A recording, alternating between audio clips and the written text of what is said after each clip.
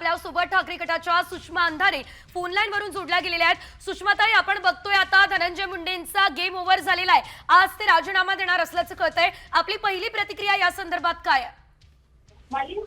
ताई, हा राजीनामा होणं फार गरजेचं आहे। आधीच उशीर झालेला आहे। काल ज्या पद्धतीचे फोटो बाहेर आले ते फोटो बघून ते हजारो किलोमीटरवर लांब आहे ताई सध्या, पण तरीही मी रात्रभर झोपू शकले नाही। प्रचंड अस्वस्थ आहे। जर ही अवस्था माझी असेल तर देशमुख कुटुंबाची काय अवस्था असेल? जर खरंच देवेंद्रजींना गुन्हेगारीची पाळंमुळं खोडून काढायची असतील, जर खरोखरच त्यांना या सगळ्या गोष्टींचा नायनाट करायचा असेल आणि एक्झाम्पल महाराष्ट्राच्या समोर सेट करायचं असेल तर हा राजीनामा होणं गरजेचं आहे। अन्यथा लोकांनी जे पाशवी बहुमत दिलंय त्याचे परिणाम आम्ही भोगत आहोत का, असं आम्हाला वाटायला लागेल।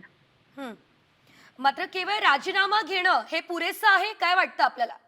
नाही, बघा, राजीनामा जर तो आधी झाला असता ना तर तो ग्रेसफुली आणि तो नैतिकता म्हणून झाला असता। आता जो राजीनामा होतोय तो नैतिकता म्हणून होत नाहीये। आत्ताचा राजीनामा हा निव्वळ अपरिहार्यता आहे। त्यामुळे मला त्याच्यात काही फार विशेष वाटत नाही।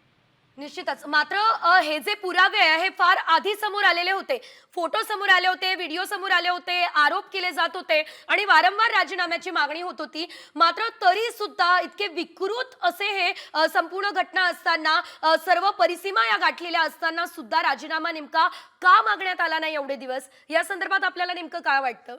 एक्झॅक्टली, सभागृहाच्या पटलावर अधिवेशन काळामध्ये सुरेश धस यांनी ज्या पद्धतीने ती मांडणी केली होती त्यातला शब्द न शब्द आता हे फोटो बघितल्यावर आपल्याला खरा वाटतोय। याचा स्पष्ट अर्थ हा आहे की हे सगळे फोटो, ही व्हिडिओ, ही सगळी माहिती मुख्यमंत्री देवेंद्रजींकडे होती।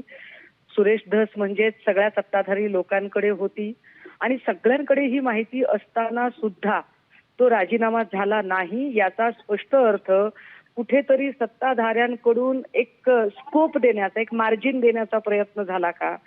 ठरवून ह्या प्रकरणाला शक्य तेवढं आपल्याला दाबता येईल असं वाटलं गेलं का? असं म्हणायला खूप स्कोप आहे। निश्चितच। धन्यवाद सुषमाताई, तुम्ही आमच्यासोबत बातचीत केली आणि आपली प्रतिक्रिया दिली त्यासाठी।